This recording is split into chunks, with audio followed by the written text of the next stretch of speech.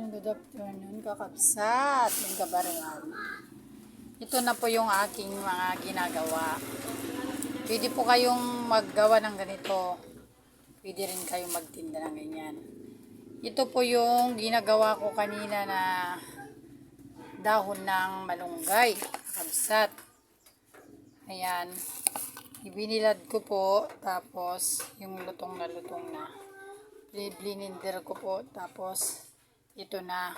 Ayun po, kung gusto nyo magkape sa umaga o magte, maglagay lang kayo ng isang kutsara.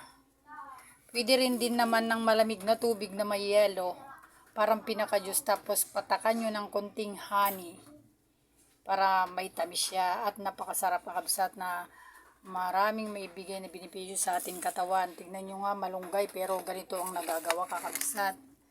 Kinyan, malunggay. Gaya rin po ng ano to kakabsat. Ito malunggay. Ito naman ay chili oil. Ginagawa po din natin ito. Tapos, ito naman ay binilad na sili.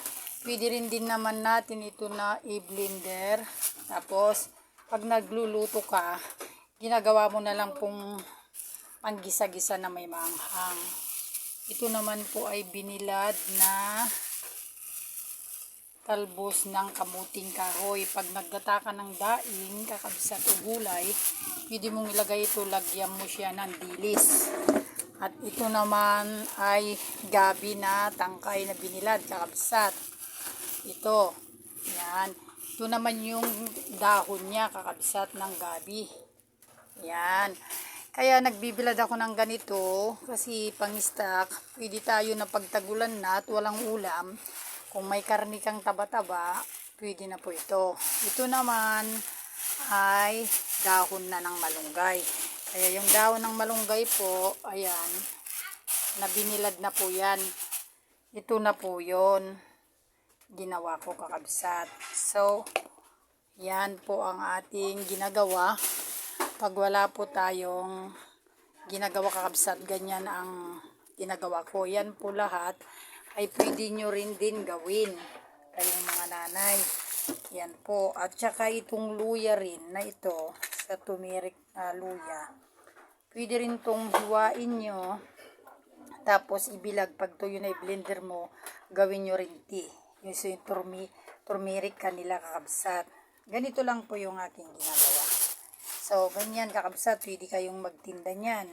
Pangtinda yan. Kasi sa mall sa Robinson, ganito yung mga paninda nila. Yung isang ganito na lang dun sa mall, 100 na. Yung ganito naman siya na dahon, 85 na. So, pwede nyo rin gawin yan kakabsat. Yan. Meron na kayong tinamalunggay, tsato, pwede rin kayong bumili ng pambalot. At pwede nyo rin pang negosyo. Tignan nyo yung aking mga chili oil na ginagawa kakabsat. Ganyan pong aking ginagawa. So, dalawang klase po kasi yan. Meron din tayo yung marami siyang oil. Kakabsat ito. Pwede rin din naman natin, tignan nyo po, bubuksan ko. Ayan. So, may stock po natin yan kahit isang taon pa, kahit humigit pa. Pero depende rin po sa pagluluto. Kung hindi ka po marunong magluto, hindi po abutin ng ganon. Ito ay pwede natin pang export kakabsat. Yan, meron ng dahon ng malunggay na tea. Meron din na rin pang stock. Ganyan po. So, pwede nyo rin gawin mga mami. Diyan, ganito ang gawin nyo. Kung ano, tapos sasaugan lang natin ng dilis kakabsat. Ayan.